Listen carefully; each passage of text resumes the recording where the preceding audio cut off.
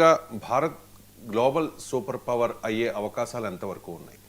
Yes అండి. India ఇప్పుడు Finland అధ్యక్షుడు అలెగ్జాండర్ స్టబ్ ఇండియాలో పర్యటిస్తూ ఆయన ఒకే ఒక్క మాట చెప్పాడు. యూరోపియన్ యూనియన్ కంట్రీలన్నీ ఈరోజు ఇండియా మీద ఆంక్షలు వేయాలి, రష్యా నుంచి ఆయిల్ తెచ్చుకోకూడదు అని తిడుతూ ఉంటే అదే యూరోపియన్ నుంచి వచ్చిన ఫిన్లాండ్ అంటే హెచ్డిఐ ఇండెక్స్ ప్రకారం టాప్ 3 పొజిషన్లో ఉంటాయి. ఫిన్లాండ్, నార్వే, స్వీడన్, ఈ స్కాండినేవియన్ కంట్రీస్.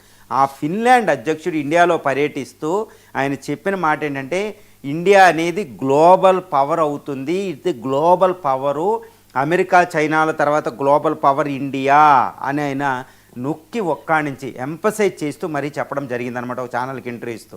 రెండో విషయం ఏంటంటే, ఇండియా మిత్రదేశం Israel foreign minister Gideon Saar ఇండియాలో పర్యటిస్తూ ఆయన కూడా ఒక మాట్లాడి India is already global player, global power అని ఆయన ప్రకటించాడు. ఇది పెద్ద విచిత్రమే కాదు. ఏదో ఫిన్లాండ్, ఇజ్రాయెల్ మన గ్లోబల్ పవర్ అన్నవసరం లేదండి. India is already global power. India is the vishwa guru. ఇందులో ఎటువంటి సందేహం మనకు అవసరం లేదు.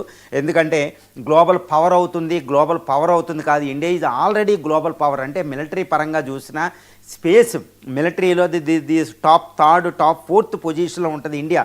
ఏది ఆర్మీ పరంగా.